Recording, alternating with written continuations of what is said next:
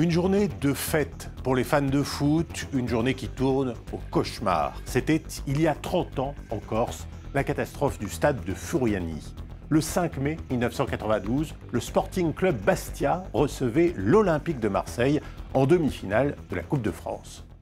Pour l'occasion, le stade Armand Césari à Furiani avait doublé sa capacité de 9 000 à 18 000 places. En seulement une semaine, une immense tribune métallique avait été construite. Mais alors que les supporters s'installent, les ouvriers en sont encore à resserrer des boulons et la structure est instable. Les caméras des reporters sur place le constatent. Elle est détachée, hein, carrément, la voit bien. C'est un truc détaché, là. À ce moment-là, il y a une aspiration vers le sol et un trou noir. Et en effet, au moment où la retransmission télévisée démarre, le haut de la tribune s'effondre. Les spectateurs font une chute de 15 mètres. Ils sont des centaines à se retrouver bloqués sous un enchevêtrement de métal. D'autres sont piétinés dans le mouvement de la foule. Bilan, 19 morts et plus de 2300 blessés. Le procès de la catastrophe s'ouvrira 2 ans et demi plus tard. Le constructeur de la tribune et des responsables du club et de la Fédération corse de football sont condamnés. La peine maximale prononcée est de 2 ans de prison. La plupart des condamnations seront allégées en appel. 30 ans après, les blessures se sont-elles refermées? Les normes de sécurité ont-elles évolué? Nos reporters sont allés à la rencontre des survivants et des familles des victimes. Billet retour à Furiani, c'est un reportage d'Annabelle Lecouf, Robaglia, avec Florie Castin et Thierry Dorouet.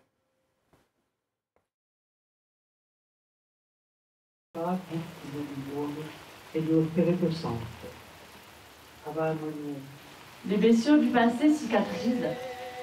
Elles cicatrisent lentement et laissent donc des traces.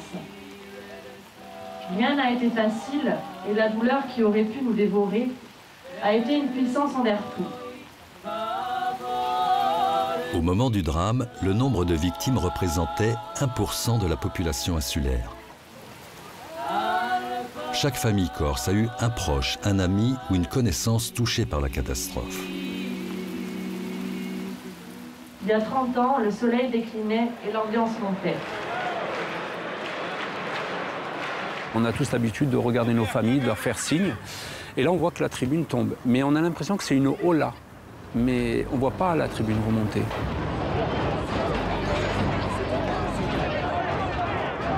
Un peu à droite, un peu à gauche, c'était le début. C'est le début, c'est là où ça a lâché, quoi. Et je suis tombé tout droit.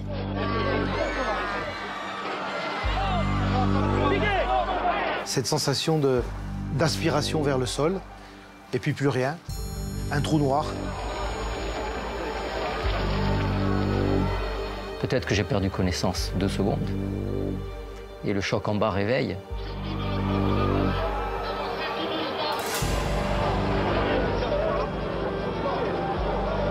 On a vu les gens transpercés. Il y en a 2, moi je suis au milieu des 2 qui malheureusement vont décéder.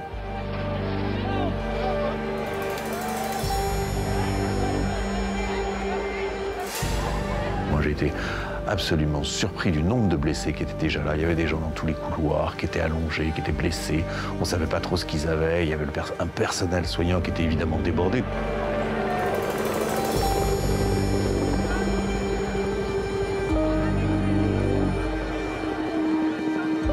Parmi les plus gravement atteints, Paul Calassi, hémorragie interne, vertèbre fracturée, à 43 ans, sa vie bascule. Le kiné venait et il me disait plie la jambe droite, plie la jambe gauche. Mais moi, dans ma tête, les jambes pliaient. Tant que je n'étais pas au courant de la paraplégie. Et je l'ai appris lorsque je suis arrivé au centre de rééducation. Paul Calassi a dû réapprendre les gestes simples du quotidien. En 1992, il travaillait dans la restauration, un emploi qu'il avait choisi et qu'il aimait, un travail devenu impossible depuis. Oui, j'aurais aimé faire enfin, m'occuper. M'occuper, pas physiquement, mais être en place pour des affaires, oui. Là j'aurais aimé, d'abord, ça m'aurait occupé parce que bon... C'est moi. Vous vous levez le matin, sans aucun but, il n'y a rien à faire. Mais bon, ça, c'est pas comme les congés payés, là, c'est à l'année. Et c'est long. Malgré la paraplégie, Paul sortait de chez lui, avait une vie sociale. Mais depuis une dizaine d'années, son état s'est dégradé. Suite à de nombreuses complications consécutives au drame, il a dû être amputé de la jambe droite, réduisant encore davantage sa mobilité. Bonjour. Allez, bon, à demain. Donc c'est pas évident de me déplacer. Profitez bien, hein. Mais ma gola d'arrido, on nous d'arrido. Allez. Ici. On bouge pas, on fait pas d'efforts, on fatigue pas. On se laisse aller, quoi, voilà. À l'image de Paul Calassi, les victimes de Furiani ont vu leur vie et leur corps brisés. Mais aux blessures physiques, d'autres sont venues s'ajouter, invisibles, mais tout aussi dévastatrices. Oh, Richard. Salut Didier. Comment vas-tu? Quel plaisir. Et toi? Alors, qu'est-ce que tu fais par là? Didier Grassi était journaliste au moment des faits. Installé avec ses confrères dans l'espace presse de la Tribune Nord, il est un miraculé. Gravement blessé, il a longtemps souffert de stress post-traumatique, un terme inconnu il y a 30 ans. Sa rencontre avec le psychiatre Richard Echtman lui a permis de mettre des mots sur cette fracture psychique. J'étais venu te voir à la fin de la conférence pour avoir des explications, notamment sur ce fameux, comment on appelait ça, traumatisme du survivant, voilà, le syndrome du survivant. Voilà. Tu m'as parlé de ta difficulté que tu avais par rapport à cela, puis la difficulté surtout que d'autres avaient à en parler. Bah, ça m'a remémoré ce syndrome typique du survivant qui est, je ne vais pas vous parler de ma souffrance, puisque les autres, et pourquoi moi j'ai survécu, pourquoi pas les autres. C'est ça. C'est effectivement ça, c'est une culpabilité quelque part. J'avais le sentiment que voilà, je ne comprenais pas pourquoi moi je m'en tirais, et pourquoi moi j'étais toujours en vie, alors qu'à quelques centimètres de moi, que ce soit sur ma droite ou sur ma gauche, je savais qu'il y avait des personnes qui avaient perdu la vie.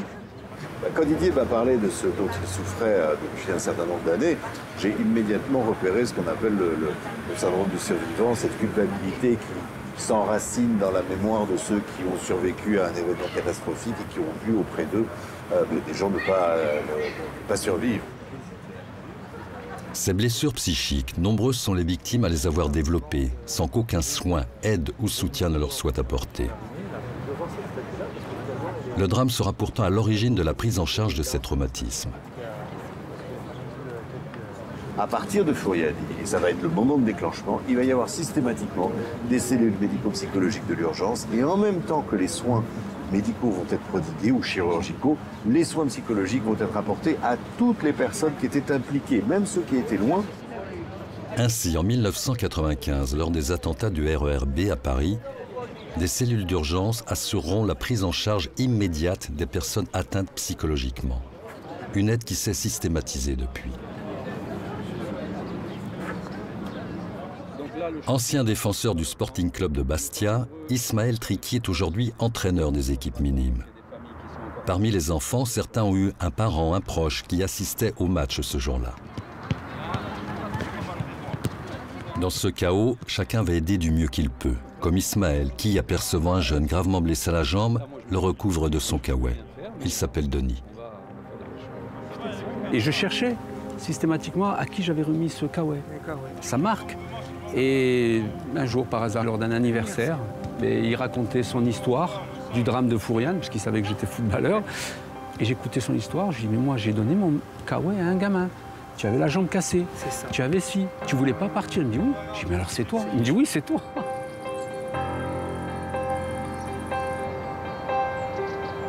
Suite au drame, un collectif est créé. Son but est de venir en aide aux victimes en obtenant justice, réparation et reconnaissance de leur statut. Josefa Guidicelli est la présidente du collectif des victimes. Elle, qui a perdu son père ce 5 mai 1992, n'a de cesse de faire respecter leur mémoire. Aujourd'hui encore, elle dénonce ce qui a conduit à la catastrophe. C'est aberrant. En quelques jours, ils ont réussi à raser l'ancienne tribune et à doubler ou tripler le nombre de places quoi, pour pour faire du fric, parce qu'il faut dire ce qu'il y a, il faut le rappeler. Fouriane, la tragédie de Fouriane, c'est dû à l'appât du gain. Une tribune construite à la va-vite donc, au mépris des règles élémentaires de sécurité, destinée en fait à renflouer les caisses du club bastia plutôt qu'à assurer la sécurité des spectateurs. Jean Prunetta est journaliste à la radio RCFM depuis plus de 30 ans.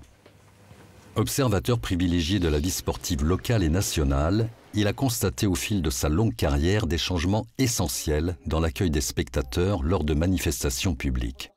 On n'a pas retrouvé fort heureusement de tels montages de tribunes, puisqu'il y a une loi qui, après Fouriane, a été votée, qui interdit la construction de tribunes de ce type de grande ampleur, parce qu'on avait quand même atteint les sommets de 10 000 personnes sur un échafaudage de métal et de planches.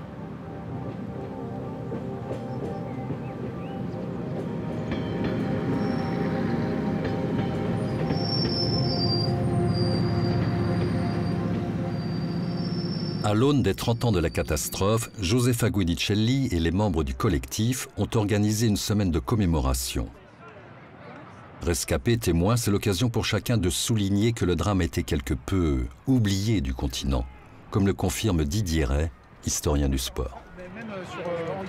En direct Ce drame des Fouriane, il n'a pas eu la dimension nationale, on ne lui a pas reconnu la dimension nationale qui est la sienne. C'est pour que des choses de cette ampleur ne se reproduisent jamais, que l'on n'aille pas avoir un match et que l'on y meure, qu'on y trouve la mort, ou que l'on y trouve le handicap, qu'on vive toute sa vie désormais alité, blessé, détruit. Pour certaines personnes, Fouriane, ça continue depuis 30 ans, c'est tous les jours dans leur chair qu'ils le vivent. Comme une conjuration, cette funeste demi-finale de 1992, un match du souvenir réunit d'anciens joueurs des équipes de Marseille et de Bastia. Courant moins vite, quelques kilos en plus, ils sont venus de toute l'Europe. Match symbolique certes, mais ô combien important dans l'imaginaire collectif corse. Fouriane, ils l'ont vécu au plus près. De joueurs de foot, ils sont devenus urgentistes. SAMU, voilà, ils ont mis la main à la pâte. Nous, les joueurs de foot, on a défait le grillage pour que les gens puissent sortir. Il fallait bien qu'on dise aux gens sauter, on ne savait pas ce qu'il allait se passer, peut-être qu'elle pouvait tomber aussi. Donc on a eu ce réflexe d'ouvrir le grillage et de faire sortir les gens à l'intérieur du stade.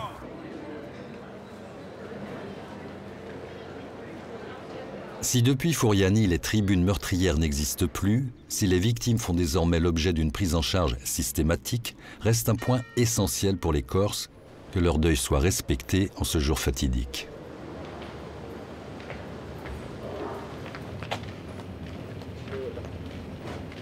Si de mon côté j'ai été frappé par une amnésie traumatique, j'ai l'impression que les instances du foot français, tout en n'étant pas traumatisées, ont subi elles aussi une véritable amnésie, puisqu'elles ont complètement occulté consciemment ce drame, puisqu'ils ont derrière continué à jouer au foot le 5 mai, et même lorsqu'il y avait des matchs le 5 mai à cette date-là, il n'y avait aucune référence, pas de minute de silence, pas d'hommage, etc.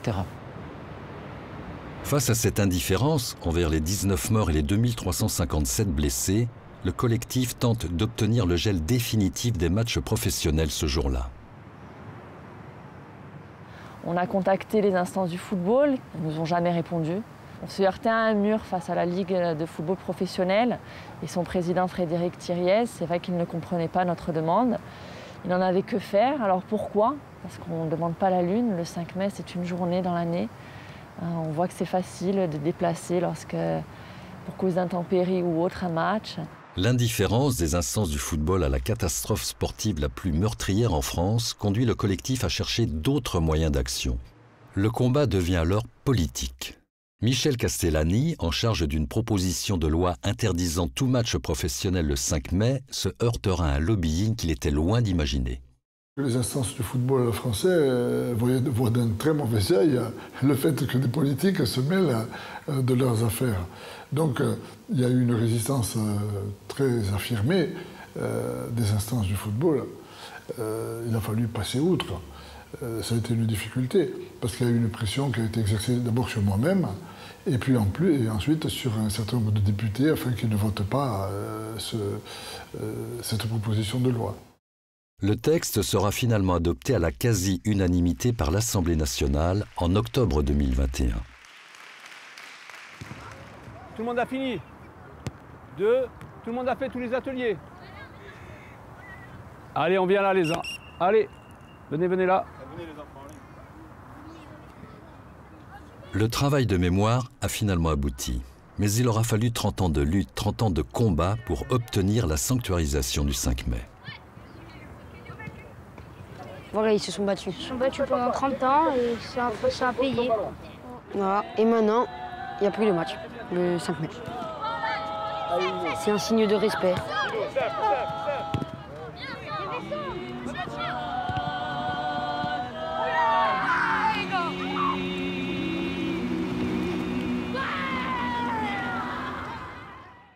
Et voilà donc pour ce reportage 30 ans après la catastrophe de Furiani, un reportage que vous pourrez retrouver bien sûr sur france24.com. Je vous dis à très vite pour un nouveau numéro de Billets Retour.